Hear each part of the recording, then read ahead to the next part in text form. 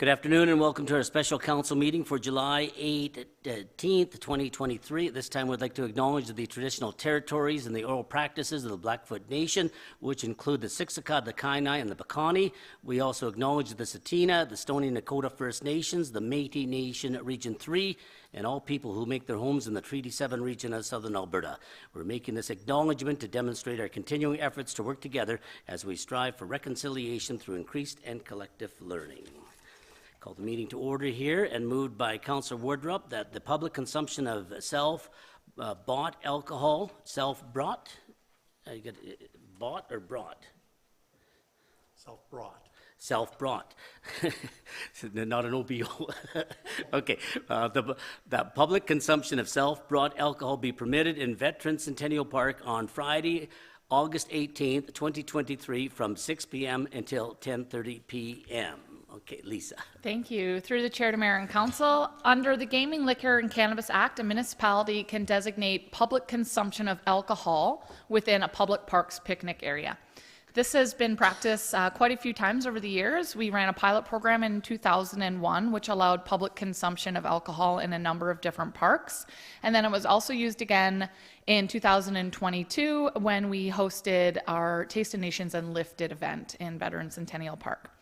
The Alberta 55+ Summer Games will be hosted by the Brooks Newell Summer Games Society from August 17th to the 20th. And as part of the festivities, we're going to be hosting a street dance in downtown Brooks. The street dance will take place on Friday, August 18th from 6 until 10 p.m. It'll be free of charge for anyone to attend, both members of the community or participants of the games. We'll have 3 musical acts and fireworks will be set off after the concert. So rather than obtaining a liquor license, fencing off a beer garden, having on-site liquor sales, and putting too much pressure on the already overtaxed volunteer base in the community, staff has suggested that we have public consumption of self-brought alcohol during the event. The intent to do so was outlined in the special events permit, which was already circulated and approved by the RCMP. And when that special events permit is approved, if it's approved by city administration, then other first respondent agencies will be notified, such as Alberta Health, and will also circulate the intention to downtown Brooks.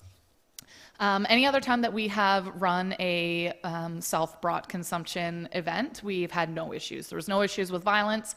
People were not drinking outside the designated areas. There's been no litter or broken glass. No complaints have been received. The RCMP have always been very supportive and have done site checks, and there's been no issues. We'll have a number of volunteers, both from the Summer Games Society and city staff on site during the street dance, and staff doesn't anticipate any issues at this time.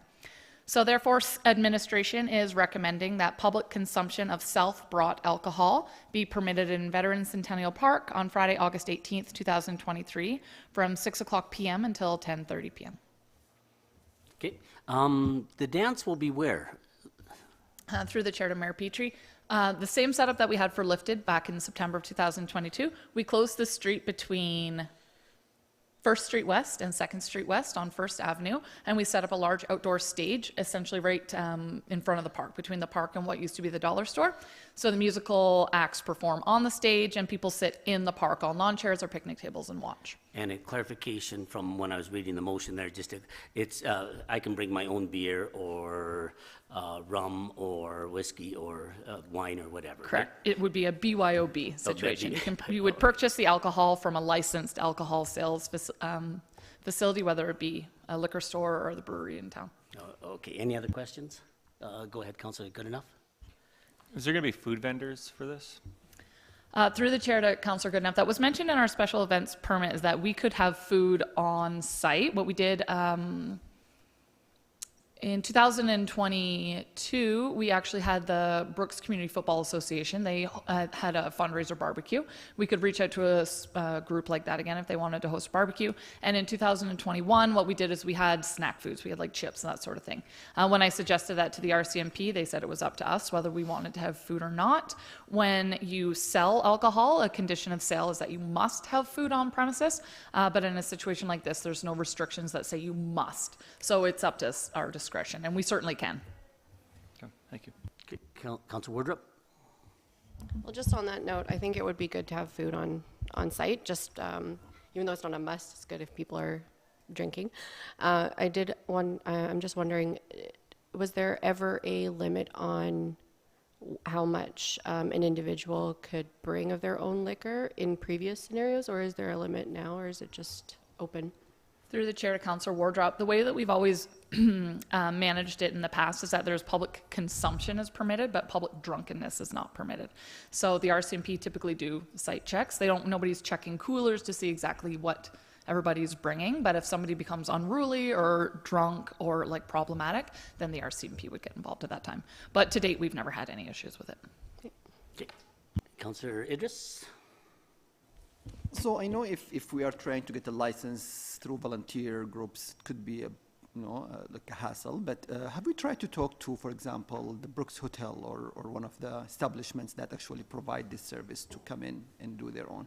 Yeah, through the chair to Councillor Idris, in 2021, when we hosted a much larger lifted event, we actually held a beer garden downtown, and we partnered with the Brooks Kinsmen at the time. They did all of the alcohol sales, all of the ID checking, and the liquor license was in the city of Brooks's name, and they were our partner on it. So they partnered with the Brooks Hotel to obtain the alcohol and then sell, and they kept all the profits. Our planning committee did consider working with someone like that, but because service clubs like the Kinsmen have been pretty overtaxed with volunteer opportunities as it is, and the Brooks Hotel is going to be heavily involved in catering for the opening ceremonies on Thursday, August 17th, and the participant banquet on Saturday, August 19th. We just thought this would be a much easier route than putting undue pressure on those businesses. So it was considered, but staff thought that this might just be the simplest option. There's a number of additional hoops, and it's typically about a 6 to 8 week wait in order to get a sales liquor license. Okay. Any other, Councillor Goodenough? Oh, no, sorry, Councillor Jessica. And I guess I'm assuming that there's, for an event like this, there's no age restrictions for who can attend it. No, thank you. Through the chair to Councillor Jessica, that was actually something that we saw in 2021 when we got a sales liquor license, is that when you have a liquor license, it has to be fenced off and it has to be 18 plus. So minors were able to attend on the other side of the beer gardens, but for an event like this, because it's not a fully licensed event, you could have children or underage people there as well. So it makes it a little bit easier to become a family event. Okay, Councillor Goodenough? So I'm kind of curious then, it's going to be a family event. Why do we need to have the push then for alcohol? I get like hockey games, sporting events. We're not going to condition people to having food, like they don't have to bring their own food. My fear is that someone's going to be irresponsible and have 6 beer, no food's provided, and then what? So I'm just curious on our thinking behind this. And through the chair to Councillor Goodenough, the food option, like if it's council's direction, we're totally open to having food, and that's an easy thing for us to supply. Our intent is not necessarily to force people to have alcohol. Obviously, we just want it to be an option. And what we've seen in the past 3 years is that typically when we make it an option, most people don't even take advantage of it. For the most part, most people haven't actually brought and consumed. We just want it to be an option in case people want to. There's always a potential for issues and incidents to happen, and we just try our best to work closely with the RCMP to prepare for it. Okay. Any other questions? Councillor Idris? 2 questions. One, in similar events in other communities, does this happen? Do we have examples? And then number 2, actually playing on Councillor Goodenough's question, you are saying that having the option didn't encourage people to really do it, but does having the option discourage some people from attending? Did we consider that? And through the chair to Councillor Idris, I'm not actually aware of many other municipalities that take advantage of this option under the Gaming, Liquor and Cannabis Act. We have, the City of Brooks exercised the first option, I think in 2019, and we opened up consumption in Veterans Park for the entire summer. So we allowed it during farmers markets, food truck events, and just in general. And from that time, we haven't seen any issues. I'm not actually very aware of many other municipalities that do it, but ever since we've started allowing it, either for the entire summer or for special events specifically, we've never had issues. And it's tough to say for sure if it has ever discouraged a person from attending. I think that when families attended, for example, Lifted in the September of 2022, there were still a number of families there, and I don't even think anybody noticed that there were a small minority of people consuming alcohol. So it's a pretty good balance. For the most part, I have only seen people be very respectful. Okay, Councillor Wardrop?